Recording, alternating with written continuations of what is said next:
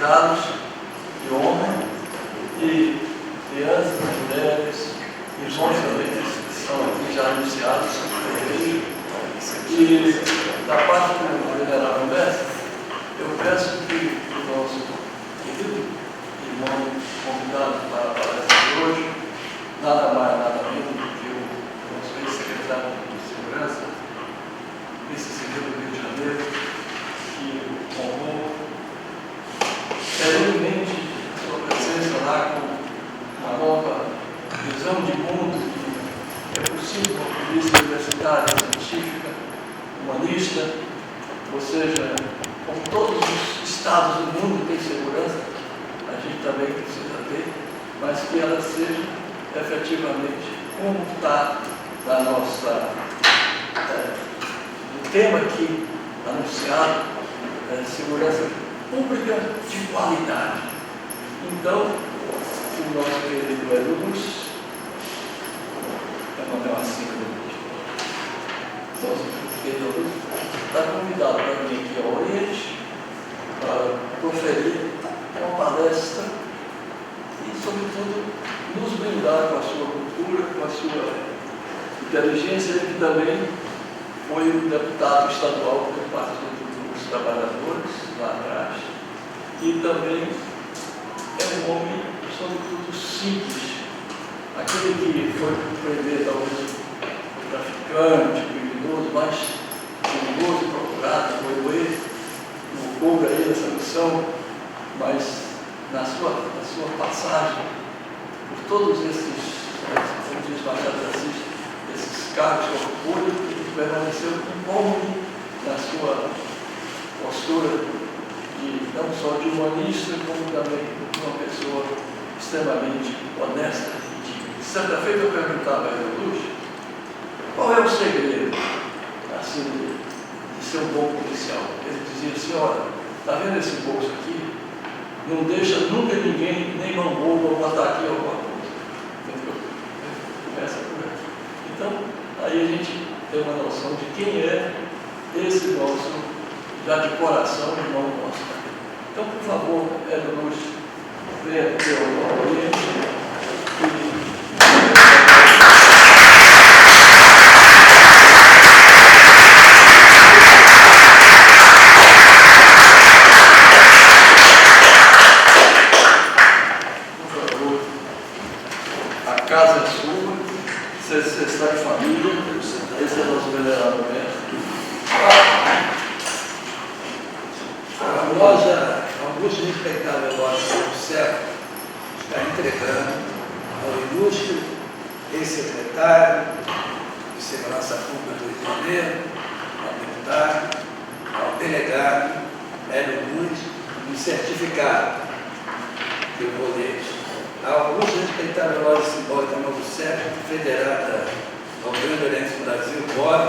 sobre o número 3022, tem a subida à honra de conferir um presente certificado de reconhecimento ao Dr. Hélio Tavares Luz pela sua brilhante palestra sobre o tema que ele vai fazer, Segurança Pública de Qualidade.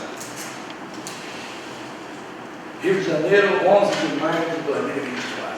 A suas mãos. Muito obrigado. Seja bem-vindo. Pode subir mais um pouquinho aqui e ficar à vontade. Você em casa. Você dá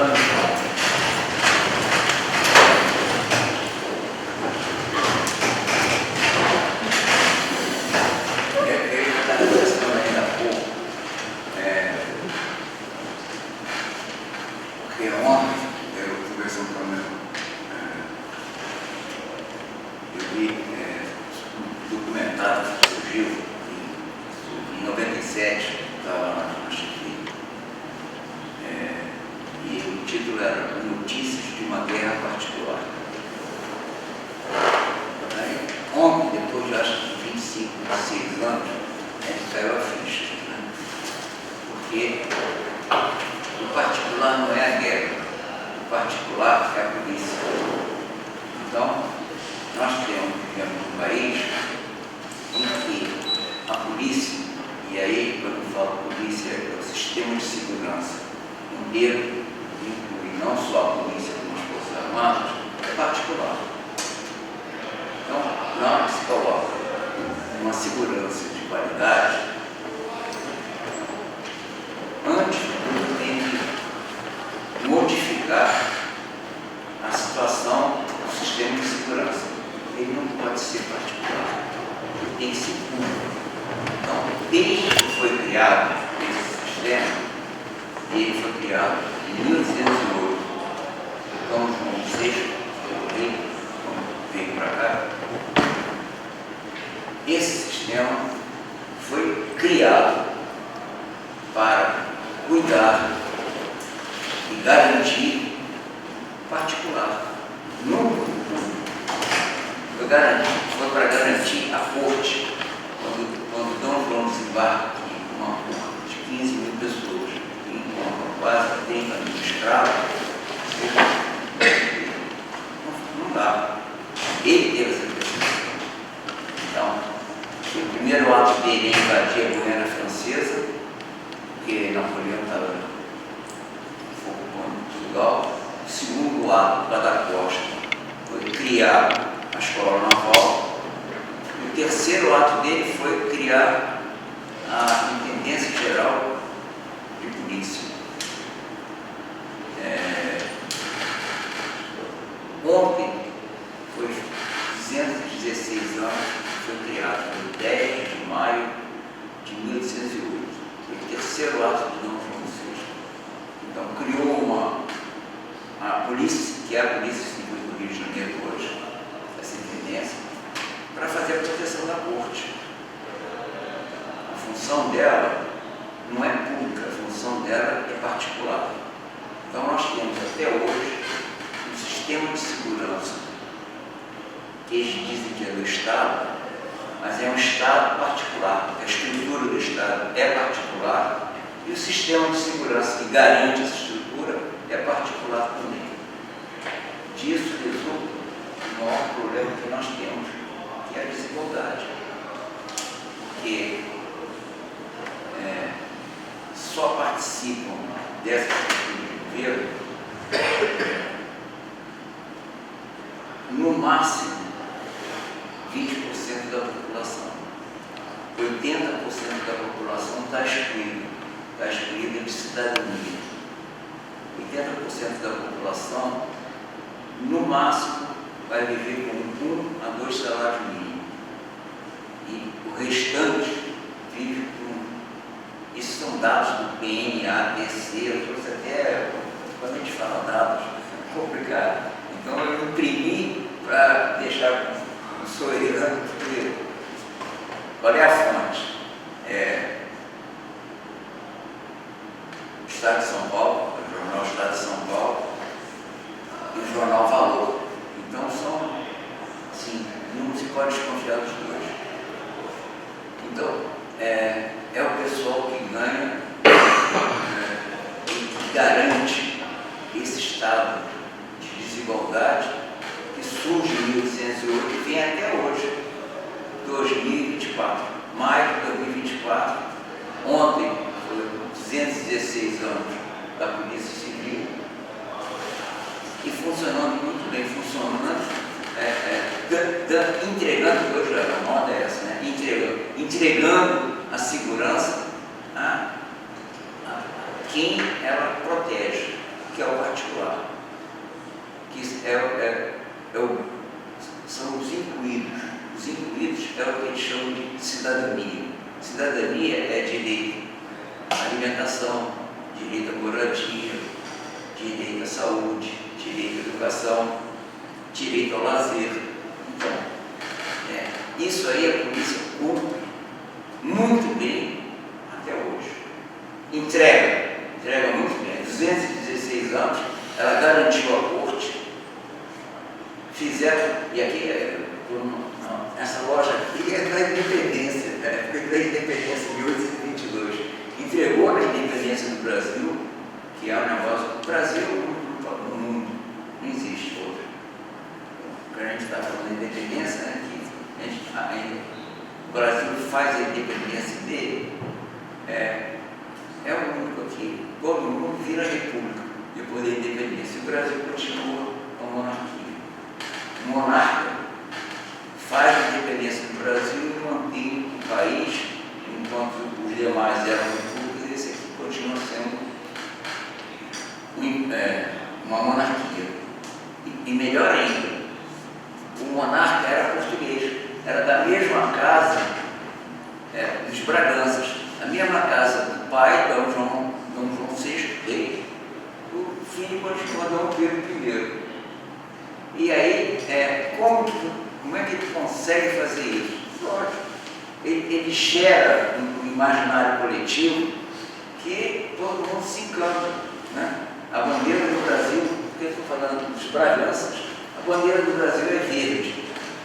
E, botaram verde para dar nossas marcas. Não, a bandeira do Brasil é verde porque a casa de Bragança é verde. Aí o amarelo era de Dona Leopoldina, Habsburgo Lorena. Então o Brasil é verde e amarelo, não é por causa do Bolsonaro, não. O Brasil é verde e amarelo é por causa da casa de Bragança e da casa dos Habsburgo. Entende? Lorena é austríaco. Então, é esse país que a gente vai dar o contorno e faz uma narrativa para a coletividade e ela se mantém sob controle. Com isso, a desigualdade nesse país é mantida. E nós temos aí, que são esses dados que vêm aí publicados no Valor e no Estado de São Paulo, são imparciais. 107 milhões, nós temos 204 milhões, censo de 29. Desses 204 milhões, 107 milhões vivem com até R$537. É dado para deixar aqui os dados. Dado publicado por Pesquisa Nacional de Amostragem Domiciliar Tracinho Contínua, BDGE. Então, são dados oficiais. Isso é 20. Então, nós temos 107 milhões vivendo com até R$537. Como é que você mantém isso? Como é que esses 107 milhões não se revoltam, não se agitam? Eles não se revoltam e não se agitam porque essa polícia, esse sistema de segurança garante esse Estado, garante essa convivência, garante esse controle. Fica à vontade. Não. Fica à vontade. Entre nós, brincadeira. Eu me agradeço. Eu me agradeço.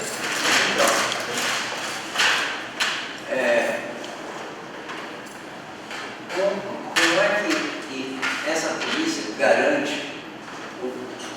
o controle de 107 milhões? É um negócio fora de série.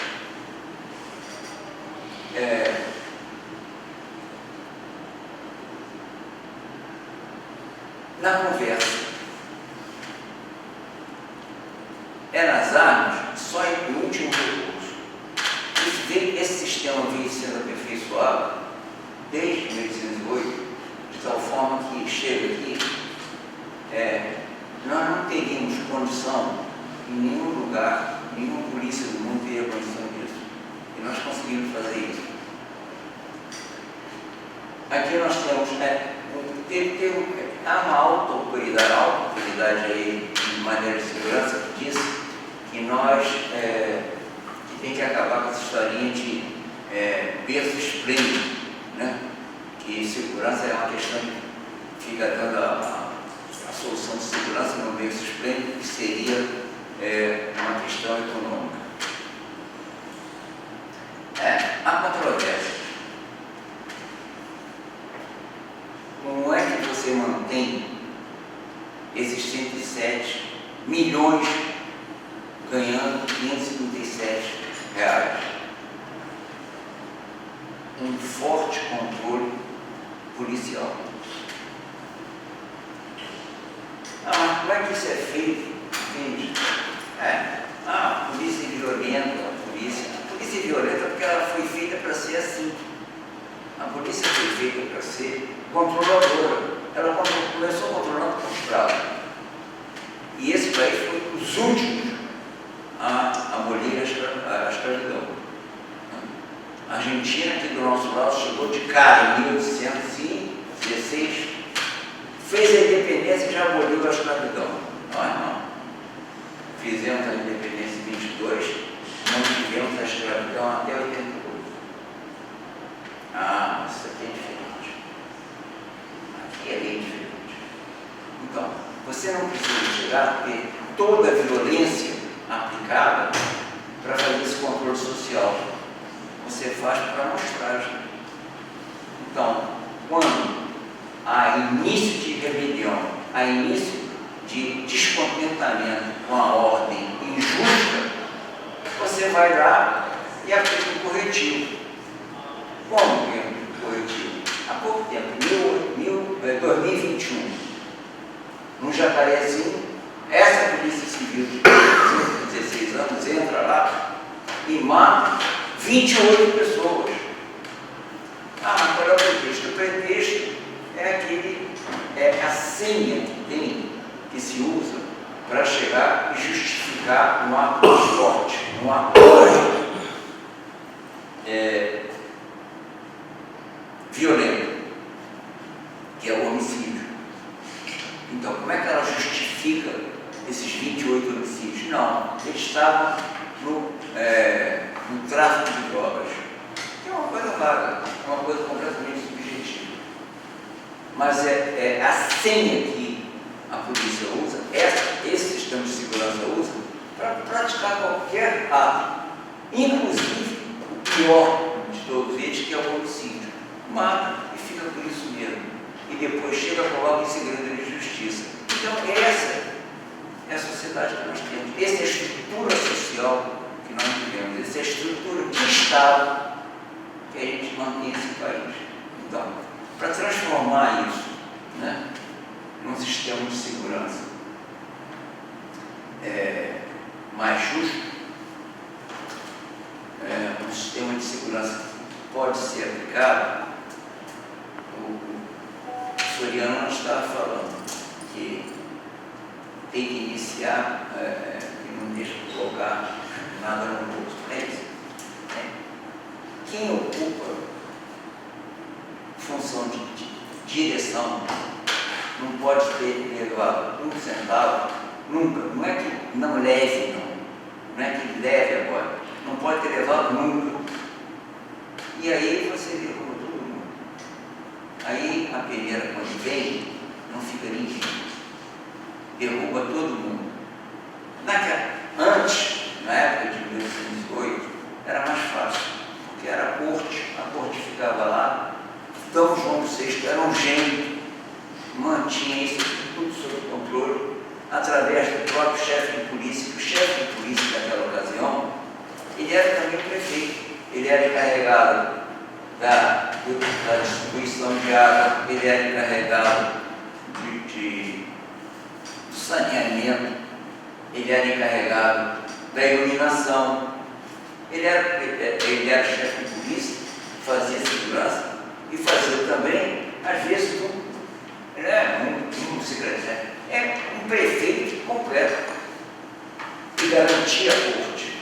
A corte podia chegar, circular no Rio de Janeiro, sem problema nenhum.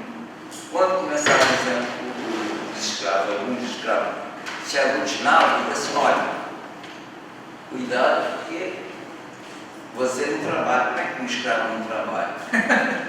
Vadiagem. Está perambulando, como é que o escravo está circulando aqui? Você é escravo de quem? É peça? É propriedade? Como é que. Não, eu sou. Eu tenho alforria. Ele está fazendo o que aqui? Ele não está trabalhando. Vadiagem. Então começa o controle. Esse é o controle. Então, para você chegar e romper isso, é só uma forma muito. Assim, não é violência, não. Isso tem que ser um pacto. E essa casa aqui, sabe o que é um pacto para entrar no poder? Isso aqui é a própria casa saiba operar o poder e saiba operar com pacto. O imperador esteve por aqui. É lógico, é isso. Então, é através do pacto em que a sociedade entenda que não há como esse país viver nessa condição de concentração de renda que tem, que gera desigualdade. Essa é a grande solução para a segurança pública. É desconcentrar a renda no país.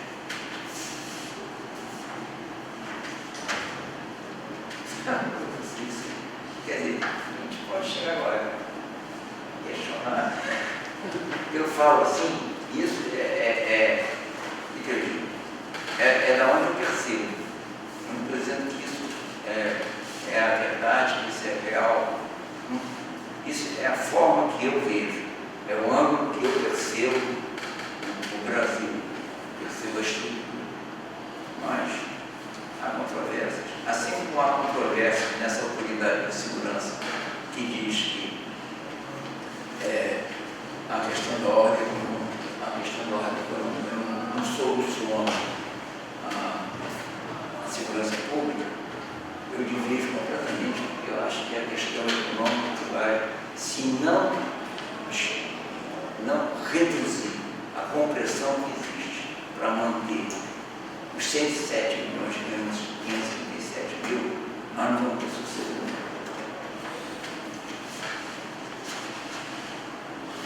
Secretário, delegado, se o senhor quiser, a gente abre para comentários, para perguntas e vocês respondem. Certo? Podemos fazer isso? Então, por favor, temos aqui a presença de pessoas ilustres, presidentes do sindicato jornalista, várias mentes está lá. E nós vamos abrir agora. Lembrando que nós estamos, esse programa vai passar na TV Comunidade do Rio de Janeiro, então é muito importante o depoimento do delegado e também dos presentes. Então está aberto. O primeiro que se inscreveu aí foi meu irmão Wagner, da Rosa Novo Século. Sob o seu ponto de vista. Muito se fala que as questões de segurança no Brasil chegaram a um ponto extremo. E eu acho que nos falta, inclusive, esse aprofundamento histórico, né? Porque a gente tem esse costume de sempre reinventar as coisas como se o Brasil tivesse começado um ano. E existe essa herança histórica, como o senhor muito bem resgatou aqui. Esse controle que é feito de maneira, como o senhor falou, de forma quase que inconsciente, né, nas massas, a gente ouve, eu como professor, que o caminho para buscar uma solução disso é através da educação. Mas, infelizmente, a gente tem visto ao longo de vários anos, assim, que eu, pelo menos, acompanhando em escolas, que se fala sobre esses assuntos em sala de aula, mas parece que a pressão social e o convívio dentro dos seus ambientes sociais que não são na escola, parece que são mais fortes do que essa mensagem. Então, uma coisa que eu tenho notado, por exemplo, é que o pensamento pequeno burguês ele é muito presente, ele é muito forte, principalmente na periferia. Assim, eu ouvia desde criança, através do meu pai era muito humilde quando eu era criança, eu também fui muito humilde, em termos sociais, econômicos, tudo. Eu fui a primeira pessoa da minha família a fazer curso universitário. Então, isso é uma coisa muito marcante, assim, muito forte. Que você venceria por méritos próprios, ou seja, você sairia da pobreza se você trabalhasse, se você se dedicasse, se você estudasse. Isso nem sempre é verdade, né? Não basta só o esforço para que você saia de uma situação de pobreza. Então, eu quero abrir esse questionamento para o senhor, o seguinte: qual seria essa luz no fim do túnel se a educação não está dando conta disso? A gente não tem visto isso na prática. Por exemplo, tem um estudo de filosofia e sociologia nas escolas há mais de 30 anos.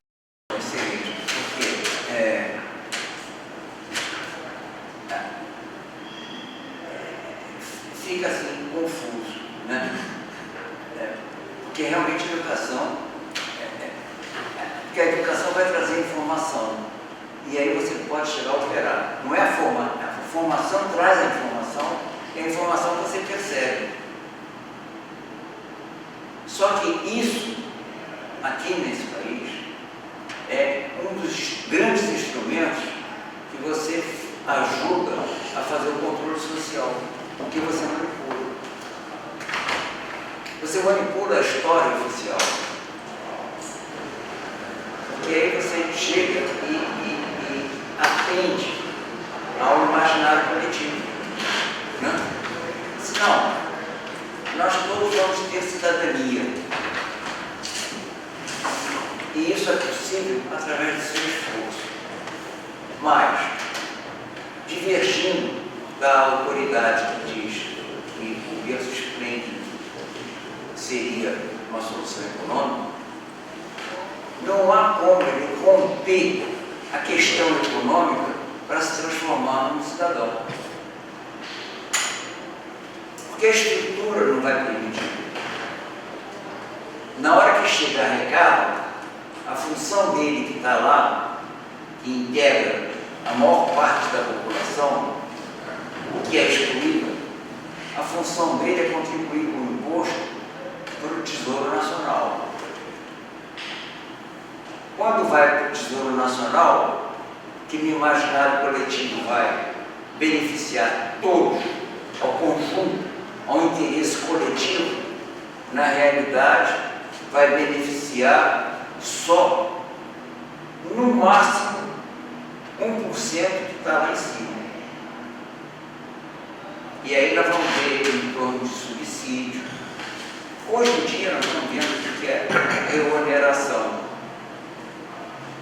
O dinheiro que é para ser colocado para a Previdência Social está sendo pego, né, como lucro. Então, o desconto que existia em função de uma pandemia, agora chega e se apropria, é apropriação. Se apropria dizendo que não, que se não deixar esse desconto, não deixar haver essa apropriação do dinheiro da Seguridade, do INPS, vai gerar desemprego. Mas o próprio ministro Haddad chega e diz assim, ó, não gerou um emprego até hoje. Entende assim, isso aqui é um absurdo. Nós não podemos abrir mão desse dinheiro. Isso vira o caos. É muito bem aquela questão da formação da polícia, que permanece até no brasão da polícia, que é um ramo de café, uma cana, mostrando que aquilo era para garantir o agro, na época não se falava o agro, né? Mas era para garantir os bens da época. Então ela vem seguindo nesse diapasão durante todo esse tempo. Quando houve a Constituição de 88, tinha a esperança que as coisas fossem modificar a Constituição Cidadã. E aqui no Brasil, no Rio de Janeiro, nós tivemos a época do governo Brizola, em que eu me lembro o seguinte, que ele começou a proibir a questão da invasão dos barracos, etc., da mesma forma. Tudo. Bom, essa esperança que nós tínhamos de quando, com a Constituição de 88, as coisas fossem se modificar, ela foi se esvaindo com o tempo. E a minha preocupação grande não é um delinquente que ocupou durante um período curto a presidência, porque esse morre, vai para a cadeia, sei lá. A minha preocupação grande é o seguinte, é como as pessoas aceitam isso. Então, eu me lembro, na época que o governo Brizola dizia que a polícia não poderia invadir barracos, teria que ter as mesmas cautelas, os mesmos parâmetros de uma casa da classe média. Muita gente foi contra, muita gente é contra até hoje. Então a gente vê o seguinte, por exemplo, agora quando chegou a ver em determinados estados, inclusive São Paulo, uma melhora na atuação da polícia. Está voltando tudo atrás. Esses 6 anos de barbárie que nós tivemos, tem passado vídeos horríveis da atuação da polícia de São Paulo. O secretário trouxe aqui outros exemplos também. Então, é uma coisa que dá até desânimo na gente. E a pergunta que eu vou fazer, embora eu tenha muita admiração, mas eu vou deixar digamos assim, essa admiração e essa amizade de lado, vou fazer uma pergunta que eu reconheço que é uma pergunta extremamente difícil. O que o secretário acha que vai acontecer daqui para frente nisso aí, com relação a... Ou seja, nós estamos vivendo os últimos estertores da barbárie ou a barbárie vai se protrair? Folclore da oficial. Né? Quando o Ulisses chega, né, e diz assim, não, aqui é a Constituição Cidadã, ele só esqueceu de dizer quem são os cidadãos. Por quê? A maior parte do povo brasileiro não está na cidadania. Então, cidadania é direito à alimentação, moradia, à saúde, isso aí não tem a maior parte do povo. Por quê? Na hora que isso aí tem que proporcionar, teoricamente, seria o Tesouro Nacional, para qual todo mundo contribui. O quilo do arroz, todos pagam a mesma coisa e vai uma parte do imposto para lá. Isso aqui é em benefício da sociedade toda. Só que tem meia dúzia que vai lá e se apropria, tira a maior parte do bolo. 1% fica com a maior parte do bolo. Dá mais algumas migalhas para 10% e o restante fica sempre passando fome. Então, a Constituição de 88 consegue colocar o pessoal que fica na migalha para dentro da Casa Grande. Então, a classe média grande chega, vai ao poder. Foi isso que a Constituição fez. Quem fala isso não sou eu, não. O Procurador-Geral, que foi antes da Raquel Dodge, escreveu um livro, aquele que disse que ia dar o título, não sei o quê. Ele escreveu um livro e ele... Rodrigo Janot disse que antes da Constituição ele não ganhava nada, ele não ganhava mesmo, estava até comentando aqui, que antes da Constituição de 88, o juiz ganhava pouquíssimo, o procurador ganhava, o Ministério Público ganhava nada, os salários eram baixos, eles tinham que fazer meio expediente e no outro meio expediente ia no escritório de advocacia para completar o salário. O juiz ia fazer isso? Não, porque ele não podia, mas ele dava assessoria. A gente está falando aqui que a verdade tem que prevalecer. Então, vamos lá. 78 anos a gente entra no livro do risco. Então, o juiz tinha que fazer isso. Ele não advogava, mas assessorava. Ganhava pouco. Com a Constituição de 88, o Judiciário, o Ministério Público, os tribunais de contas, Tribunal de Contas é um negócio administrativo. O Tribunal de Contas é uma coisa que é feita exatamente, não há como de separar de Dom João VI. Como é que eu faço o controle? O Tribunal de Contas é ótimo, ele controla por cima. Pega os prefeitinhos e sacode os prefeitos.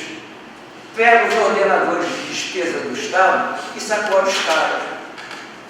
É isso. Não seria um caso, pergunta até para o deputado, pergunto para o deputado já, se não seria o caso de uma nova Constituição, ou seja, de simplesmente acabar com essa, o que está aí, o que eles chamam a Constituição Cidadã, tá? Que o nosso deputado Luiz Guimarães ele fez questão de afirmar que era a Constituição Cidadã, que na realidade, como o senhor bem colocou, veio trazer direitos para uma minoria para acessar a Casa Grande. Entende? Então, essa Constituição que está aí é uma Constituição que se aplica na Suécia. Mas aqui no Brasil não se aplica enquanto não for responsabilizado o funcionário que cometeu um deslize, enfim, um crime mesmo ilícito. Ele tem que ser responsabilizado, por quê? Porque o dia que ele for responsabilizado, ele vai pensar 2 vezes antes de praticar o ilícito. Aí eu vou caçar aquele pessoal, vou caçar o direito da lixeira dele. Você vai responder pelos seus bens? Você vai? Não responde, não só não responde, como sai candidato ao Senado e se elege e ainda querer senador. Então, apesar, nós estamos... Pergunto para o senhor, não seria o caso de mudar essa Constituição, de colocar pessoas, vamos dizer assim, não só próprias, não, mas pessoas que têm um mínimo, ou que pelo menos tenham frequentado uma casa maçônica, vamos dizer assim, uma loja, Tá? Porque se ele frequentar uma loja, ele vai entender perfeitamente o que é o direito, o que não é um direito, enfim, tudo isso que nós aprendemos em loja. Aplicar aqui nos 120, sendo mais da metade excluída, é difícil. É ótimo, né? Até porque poderia rever os poderes, né? Os poderes são exercidos em nome do povo. O artigo 1º, o resto não funciona. Não funciona esse. Os poderes são exercidos em nome do povo. O povo não está lá. E aí vai bater de novo na escola. Não há representatividade. Nenhum poder no Brasil, nenhum poder constituído no Brasil, representa o povo brasileiro no conjunto.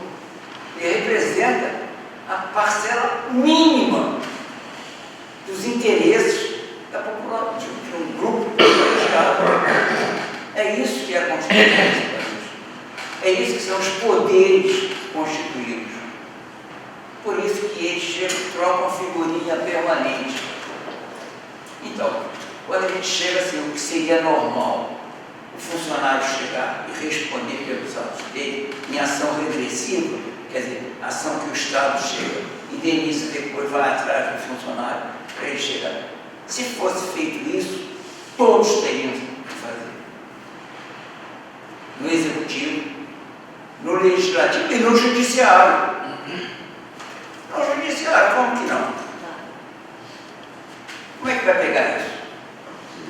Por quê? Na Constituição o que prevalece é o interesse do povo. Não é o interesse de uma casta, uma minoria. É o interesse da Casa Grande. Nós vivemos até hoje com a senzala e a Casa Grande. Não há outra diferença. E na Casa Grande é da classe média branca para cima. É isso que nós vivemos. Então, na minha avaliação, naquele momento, a Constituição de 88, ela foi revolucionária. Agora, só que ela está sujeita a uma série de acertos, de emendas, que só foram feitas, acho que interessam a elite. Aquilo que interessa ao povo, a plebe, isso não foi feito e nem vai ser feito. ela existe. Por quê? É difícil, naquela instituição, você dizer que tem uma banda. Quer dizer, você já tem dá a impressão que é um pedaço menor que está contagiando o restante. Eu tenho tranquilidade de ter mencionado isso assim, porque eu não acredito nisso. A polícia tem uma parte menor, ruim, que contagia o restante. Não. A polícia toda é a banda podre. Não tem banda. Ela é podre por completo. Ali podia ter uma banda boa. Ela foi pensada. Mesmo assim, eu acho muito difícil. Então, uma banda saudável, eu acho muito difícil. Porque ela foi feita para ser assim. A polícia foi feita para ser corrupta. Como é que você vai ter um controle absoluto, né, dos excluídos, na época dos escravos, né, com uma polícia íntegra?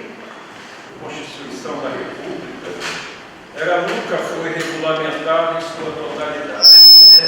Tem artigos na Constituição que estão em aberto, não se pode aplicar por falta de regulamentação. Então, diversas emendas constitucionais são, como se diz, são para atos específicos, não para essa regulamentação que muitas das vezes regula o direito do cidadão. Isso não foi feito até hoje. Um outro assunto que eu me debato muito é sobre a legislação penal de 1940. Nela nós temos um crime de homicídio que é menos grave do que crime contra o patrimônio. O crime contra o patrimônio, como o doutor Luiz falou, é o crime de proteção da classe dominante. Então, e até hoje é isso. Então eu pergunto ao senhor se a nossa legislação penal, que só é atualizada por leis especiais, e o que mais conhecemos é a Maria da Penha, porque o crime é contra todos nós, homem, mulher, criança, não é só quem tem que ser protegido somos todos nós, não é só uma parte da população. Então eu pergunto se a nossa legislação penal não está demasiadamente atualizada e como poderíamos atualizá-la? Ela vai responder ao interesse de quem detém o poder. Os que detêm o poder vão chegar a fazer a modificação da Constituição ao seu interesse, que é a minoria. Não é a maioria. A lei não é feita para a maioria, a lei é feita para ser cumprida pela maioria quando convier a minoria. Isso é esse país. Não é um direito penal. O direito penal aí vai funcionar muito como instrumento de controle. Como instrumento de controle, vai. Por isso que fica por 1940. Tem um espaço maior, é mais fácil. E é exatamente isso que reflete um interesse maior na proteção do patrimônio do que na proteção da vida. Isso reflete 40 e reflete agora. Que agora, quando você chega, desvia o dinheiro público, porque o dinheiro público foi arrecadado por todos no quilo do arroz, você está beneficiando. Você está operando dentro do patrimônio. Desoneração é patrimônio. Então, você protege muito mais o patrimônio do que a vida. No dia que chegar, na hora que chegar, tem que ser modificado mesmo. Prevalecer que o crime maior é o homicídio. E é, porque esse não há reparação. Não há reparação.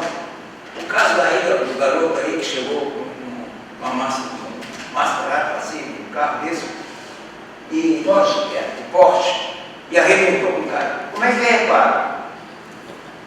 Pode pegar o dinheiro que quiser dar para a família, mas não vai reparar a vida. Eu gostaria de enaltecer a figura do nosso palestrante, Dr. Hélio Luz. Este homem, quando esteve à frente da chefia de polícia, fez um verdadeiro trabalho de profilaxia, eliminando os maus policiais, não deixando que houvesse uma contaminação. Muitos naquela época não gostaram, mas o trabalho foi eficiente e gerou uma limpeza geral nos quadros da polícia. Então, meu digno, Isso dito por um policial contemporâneo. irmão Hélio Luz, eu gostaria que o irmão continuasse, mesmo aposentado, a contribuir com essa sua experiência para enaltecer o trabalho da Polícia Civil. Todos nós aqui gostaríamos que tudo isso acontecesse. Muito obrigado Convença, doutor Luiz, conseguir a proposta que ele só teria, quer dizer, talvez no nível de orientação, de informação, para diminuir, para preparar o povo, para acabar com a corrupção, para que se possa estabelecer no país, via legislativa, eu tenho uma saída, mas o povo não concorda. É uma minha evolução, mas é outra história. A visão dentro das normas legais, dentro da vivência democrática, evidentemente não na Suécia, como na Noruega, nós não temos essa formação, poderíamos ter, mas não temos. Qual seria a proposta na sua vivência? Quais seriam os subsídios, a orientação que eu daria para que o país pudesse tomar rumo a uma atividade legislativa e acabar com a corrupção, ou diminuir pelo menos a corrupção com a participação? A estrutura de poder do país é pouco. Na hora que chega, que elege, no dia seguinte, tem um acordão sobre os cargos que vão ser preenchidos, como vão ser preenchidos. Né? Por isso que tem um espaço bem grande entre a eleição e a posse. E aí faz toda não pode ser. No dia seguinte não pode estar. Mas aí, e a ordem justa, como é que fica? Aí não dá. Né? Então, para derrubar isso, tinha que haver uma nova ordem, uma nova estrutura, né?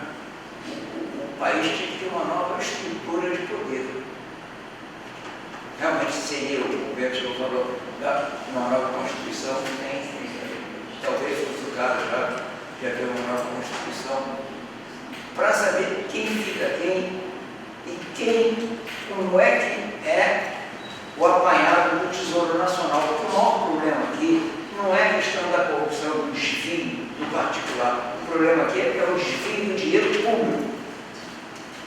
Como é que fica o subsídio? Como é que, porque é jogo para valer. Se é jogo para valer, como é que fica, né, o povo pagando os juros sem ter percepção? Por quê? É a alegria dos banqueiros. Você falou, a alegria é a alegria dos banqueiros. Nós trabalhamos para isso. Os banqueiros estão contentes. Os banqueiros na eleição botam dinheiro em todos eles. Por quê? Pouco importa quem vai ganhar. Eles vão ganhar. Os banqueiros ganham aqui. Né?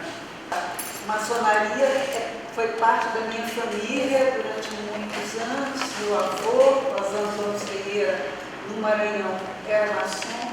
Meu pai, meus tios. Então, assim, numa época em que uma mulher jamais seria admitida numa reunião como essa. Então, eu que trabalhei algum tempo aqui na TVE, durante boa parte da minha vida, fica a 2 quarteirões daqui, e na tribuna da imprensa, eu olhei sempre, que é aqui em frente, eu olhei sempre para esse templo, sem saber exatamente o que funcionava aqui, a não ser que era um espaço da maçonaria. Então, pela primeira vez, eu estou entrando efetivamente numa casa maçônica. E fico muito grata por essa experiência. Né?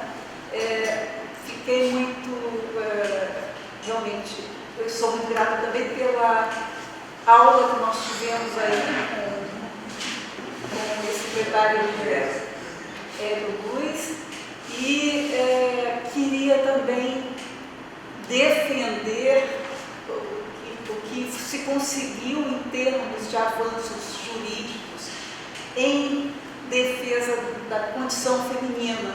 As leis que hoje protegem as mulheres, como bem lembrou o irmão, a Lei Maria da Penha, né? A voracidade com que se mata neste país mulheres exige esse tipo de defesa específica. A situação que estão vivendo os nossos irmãos do sul do país com essa catástrofe que está acontecendo deixou evidente que quebrou-se lá um contrato social que está quebrado na sociedade brasileira desde sempre, porque se 80% da população brasileira está excluída do bem-estar, das escolas, de uma alimentação, de um convívio social salutar, então não existe esse controle. Nós estamos ainda na era pré-robesiana, né? Desde sempre. Nós não chegamos, boa parte da nossa população não chegou nesse contrato social. Né? Então, essas leis são absolutamente necessárias para que nós possamos chegar que sejam pelo menos um horizonte a ser alcançado. Né? Me parece isso. Como o senhor percebe essas mutações sociais a partir dessa realidade que nós estamos vivendo e como proteger mais ainda as mulheres? Já percebeu que a Casa Grande não há acordo com a Casa Grande. Não é conflitante, os interesses são conflitantes. Então, a Casa Grande, a Senzala, está se organizando. Só que esse mundo que nós vivemos, o governo, né, que é a Casa Grande, eles não têm essa percepção. E quando eles como que eles vão se integrar à nossa estrutura? Isso não existe. Porque essa estrutura aqui é da ordem justa. Então, não há como, entende? Os injustiçados, os excluídos, se integrarem à exclusão. Isso é absurdo, isso é incoerente. Essa estrutura aqui é para fazer a manutenção, para existir isso, para existir essa estrutura de governo, de poder que o Brasil vive. Tem que existir a favela. Tem que existir o excluído. Tem que existir 80% da população excluída para fazer uma manutenção injusta, da ordem justa. Como é que eles vão chegar e entrar num acordo para isso? Não vai nunca. Eles têm percepção disso, cada vez eles vão tendo mais percepção disso. Então, estamos isolados. A senzala começa a se organizar. Uma boa notícia. A senzala tem ancestralidade. O pessoal está esquecendo que, entende, ninguém é escravo do gosto, ninguém é escravizado e fica bonzinho. Eles têm ancestralidade. Vão se organizar. Vão não, estão se organizando. É que a gente sabe. Então, nós vamos ver como é que faz. Vai haver um determinado momento, eu espero que seja antes dos 18 anos, que tem que sentar para discutir. Agradecer a presença do ex-secretário de Segurança do Rio de Janeiro, delegado de Polícia Civil, que deu uma aula para nós aqui de cidadania, a loja Augusta, respeitável loja, Civil, do século, agradece e aos secretários de Segurança, eles e a todos os convidados, as mulheres, os homens que estiveram aqui abrilhantando esse debate. Muito obrigado.